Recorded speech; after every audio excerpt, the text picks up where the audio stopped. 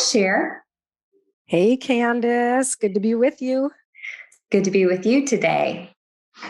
We are on episode 4 today of Processing Trauma Out Loud. Exciting. I know, right? So today we are going to do a little bit of review from episode 3 that we talked about something that we put into practice for our healing journey called the 4 S's. Do you want to just remind us of what those 4 S's are? Yes, being seen, soothed, safe, and secure. And last time we talked about being seen and being soothed. And just real briefly, being seen is just to experience someone recognizing where I am and who I am in that moment, what I'm feeling, and also for us to recognize it for ourselves, right? To even be able to see ourselves, something that we needed in childhood, but may have not gotten. So it can be a skill that we have to learn now to slow down and see what is it that I'm actually feeling. And then we also talked about being soothed. Do you want to talk a little bit about that? Sure. Yeah, being soothed is something that we offer ourselves and something that we would receive from others in those moments, what can feel like being dysregulated, where we get in high anxiety and stress, or we actually go the other way and maybe get shut down because of an overwhelming thought, feeling, emotion, body sensation. And so just knowing what are the healthy things that we can turn to that can bring us soothing in that moment. And you and I both talked about in episode 3 that we often do that for one another just by reaching out and just saying, this is where I'm at. And actually there's a part of being seen that helps soothe. Yeah. And I want to also name that our desire to be seen and soothed, because it can, as an adult, it can almost feel childish, right? Like, what's wrong with me? Like, our desire to be seen and soothed is a beautiful, glorious desire. Mm-hmm. It's something for myself that I cursed for a long time. I just felt like, I hate this about myself, that I always am looking for someone who's looking for me, only to discover now that that's how I'm created. Like, that's my glory. Like, that desire is so beautiful. And I want to affirm that as you feel that desire to be seen and to soothe, be seen and soothed, that's a beautiful, glorious desire. Yeah, I want to add just something really quick to that I think is so important. One of the reasons why that's hard is because there are some messages that we can receive that it's selfish, right?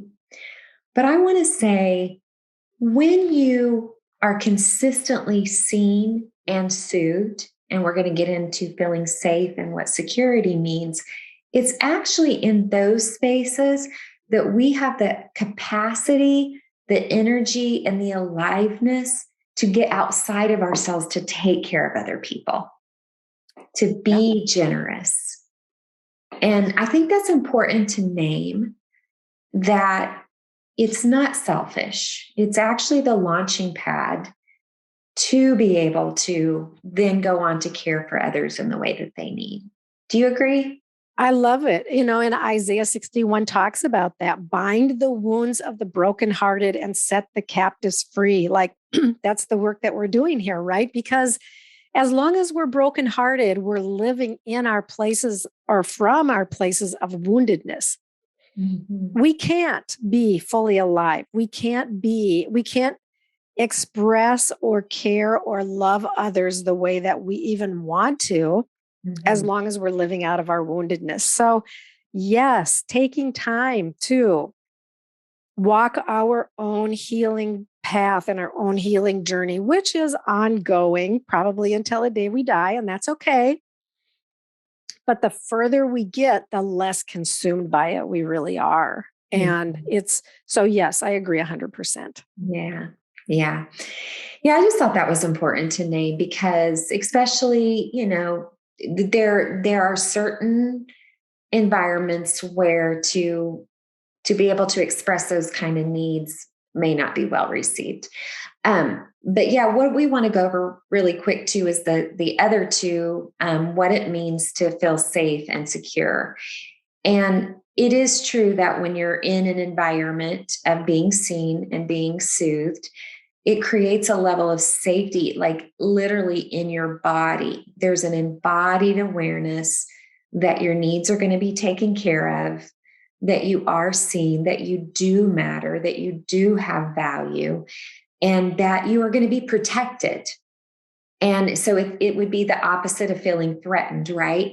It's this feeling of safety. It's not just a head knowledge, I'm safe. You literally feel safe in your body, which brings about a rest to it. Mm. And then we move into like looking at what security is. So security is the understanding that, listen, all relationships, all of them have ruptures, all of them. But when you also experience repair, okay, so we're not talking about, abuse and then nothing ever gets dealt with. We're just talking about relationships that have rupture. And when you also experiencing the repair, you start to feel a level of security that, hey, just because we're struggling right now, or just because maybe mom raised her voice at me, but yet she came back and just said, hey, I just recognized I got a little upset. I raised my voice, but we're okay. And I'm sorry. I should not have handled it that way. You start to feel a level of security that, hey, relationships go through hard things, but it doesn't mean that I'm going to lose the relationship. Yeah. And especially when that happens early in life, like, and I'm thinking like even in the womb, even Mm-hmm. in the first days and weeks and months, like when a mom is able to provide that, when the baby feels distressed and mom or dad, primary caregivers, move toward the baby feels safe. And then when there's further disruption, they're hungry or whatever their need is, even though they cry out for help, there's already immediately in life being built that sense of security.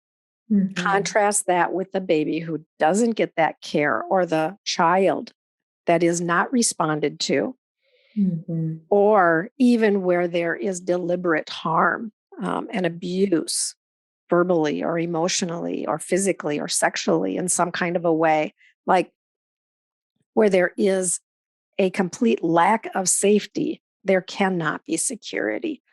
And so these two, all of the four S's really go, they're very intertwined. We're trying to put them as separate, but safety and security especially are so intertwined, so important that when we do not experience safety and establish that security early in life, we will go through life feeling unsafe and feeling and struggling probably a lot with feelings of insecurity. Yes, I agree. And I know that we also want to talk about, what is our body telling us? How do we know? Like, what spaces are we in when we're not feeling seen, when we're not being soothed, or we don't feel safe, or we don't feel secure? And that comes through really slowing down and listening to our bodies, because our bodies give us indications or warnings or just really kind reminders in different ways. But we really haven't been taught to listen to our bodies. That's just new for me in the last few years. What about you? Yes. And even as you're talking about that, I'm thinking like, how would I put words to? Right. So something that I have felt a lot through my life are these deep feelings of loneliness. What does that actually feel like? And I'm going to see if I can put some words to it, because I'm not sure that I've really put a lot of words to it, but I will say that I think it starts with a pressure in my heart And it doesn't feel like pressure from the outside in. It almost feels like vacuum. I've Mm, also used the word emptiness before, like mhm, just this deep need of something to fill. mhm. And I feel it in my heart area of my body. And yeah, even as I say that now and I'm taking a deep breath now, like, yeah, but I think when I'm there, I can't breathe deeply. It's Mhm, like I breathe shallow and mhm. there's longing for something to come and fill me. That's the sensation that I feel in my body. Yeah. First time I think I've ever actually described it. I'm becoming aware of what it feels like, but it's helpful to put those words to it. Mhm. Well, I was going to ask you what that feels like in your body. Yeah. And as we get to know our bodies by slowing down and just being curious without judgment, without those accusations. I know for me, a body sensation that I can feel sometimes is just, I call it kind of similar to yours, but it's more in my gut, and it just feels like a pit, like this deep pit. Mm. And when I notice it, I now that I know more of what it is, and I actually have had some stories that I felt this as a child at times, right? And it was the fear of abandonment. It Yeah. was this feeling that I was going to be left Mm. all alone. Yeah. And so today, when that feeling might pop its head up for whatever reason, I'm able to like, there you are. Yeah. I notice you, I see you. And Mm. I talk to that younger place, and I see it, I soothe it, and I am aware now, like I'm able to sink into the safety and the security that I actually have, that I'm not being abandoned, that Mm. I do have some deep, strong, real connections, that I know that if there are ruptures, there's going to be repair. And it's actually changing my life. Yeah.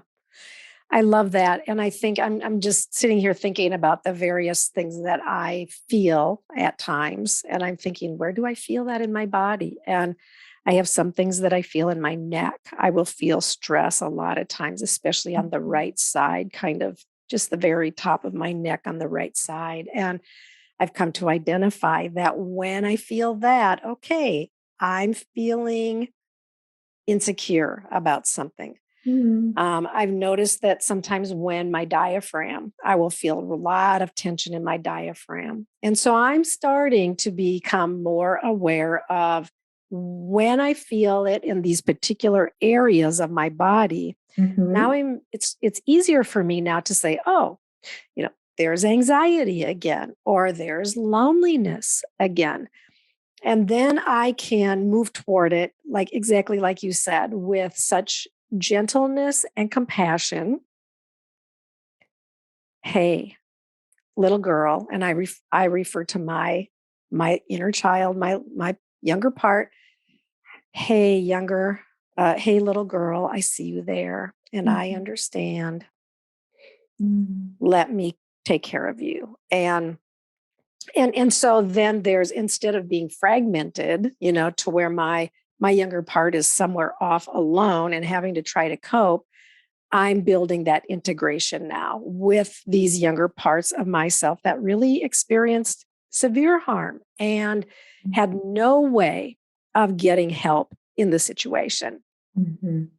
Yeah, that's so good, Cher. And I feel like you have kind of opened up my understanding. You've been very consistent in that practice. And I know it was a little bit harder for me in the beginning, and yet you kept gently inviting me to go back and really pay attention and to be curious. I was very harsh on myself. I've called myself names. I've it can be difficult when you're trying to navigate what's really going on here.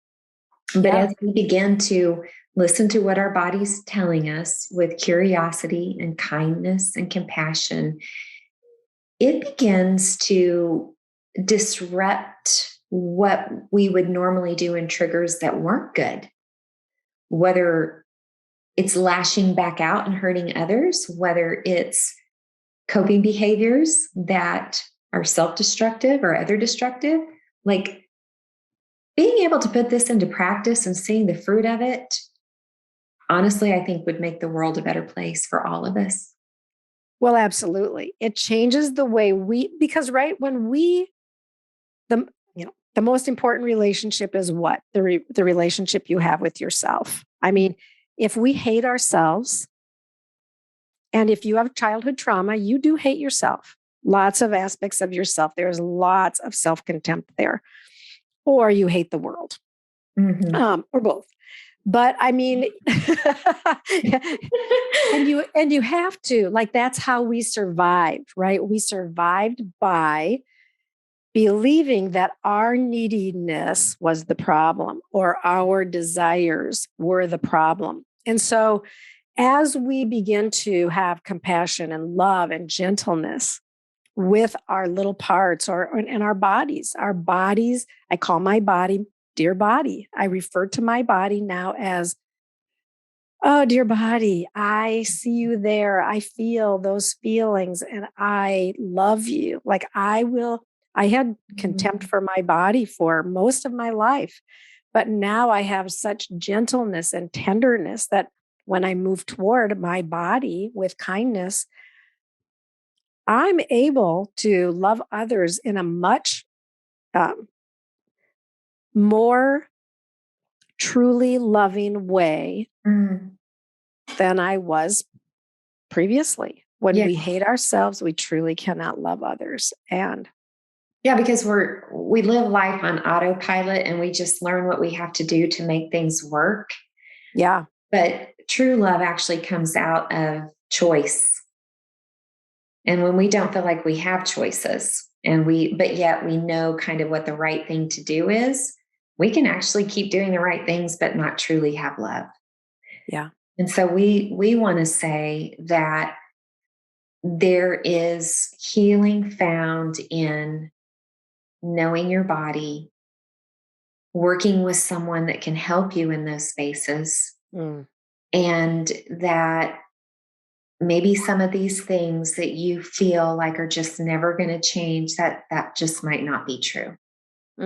Exactly. Yes, because some of my things took 5 decades, right? So But you didn't give up. It's never too late. Yes, I did not give up. So, but as we're talking about, bringing safety to our body, stepping more into that place of security, like I think it's important for us to talk a little bit about what are some of the tools that we use when our body gets dysregulated. And by that, I mean when we start to feel really anxious or really lonely or really angry or whatever. But when we get more to the extremes of very highly aroused or less aroused on the spectrum of excited or energized. That's what I mean when I use the word aroused or arousal. Like it's about when we feel a lot of energy or very little energy. Let's talk a little bit about some of the tools that we use that help us then bring our body back to a place of calmness. So, what are a couple of your favorite tools? I would say my biggest go-to when I'm getting hyper aroused, which would be very elevated, would be to go for a walk or a run. That's been one of the most stabilizing things for me. I do journal sometimes, and I think at one season that probably was what I turned to, but I have to move my body now. And, yoga is a part of that. I need body movement. Yeah. What about you? Yeah. And we all need body movement. Like, I'm going to just say that, like, we all literally need it. And it's so effective, especially like if we can get out into nature, because being in nature is very grounding. It brings our body back to a state of stability. And even better, like, hug a tree, like, literally. I've been hugging trees for the last year. Like, it actually, our body actually increases the hormonal level of oxytocin when we hug a tree or a cat or a dog, or, but I mean, it's amazing, like, just being in nature. And then another thing that comes to mind for me is, sometimes when I feel like I'm really checking out, or like something has happened and it's causing me to dissociate, which means I can feel almost like I'm floating away. Um, Mhm. my hearing changes, my vision changes a little bit, and now I've started to recognize when that pull to dissociate is beginning. I can catch it. And I have found, like, even just stomping my feet on the floor, or tapping my feet on the floor, or clapping my hands, like, when we go really low on that energy scale, sometimes we need something that kind of peps us up or brings us back. And so just simple things like stomping on the floor or clapping my hands, that even Mhm. that is really effective. Yeah, there are so many tools and resources in this. Like, we could literally do, you know, many episodes on the tools and resources, and we are going to be getting into more. But just for right now, moving your body in some way, and maybe journaling. Sometimes just trying to lay down and take a nap. I know sometimes I just realize I just need a nap. Yeah. Even talking to a friend, like reaching out to somebody who can handle where you're at and who will who will see you.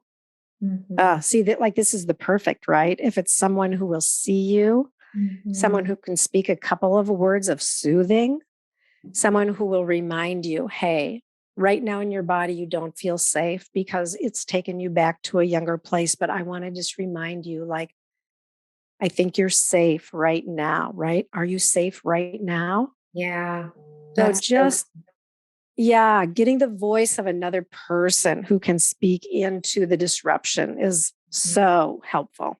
Yeah, so good, Cher. Yeah. I know there's more to share on this topic, and I look forward to it, because we're both seeing the benefits of it, right? So powerful. And that's why we wanted to pass on some very specific tools, easy to use, that anyone can do in the moment. Sometimes it takes practice, but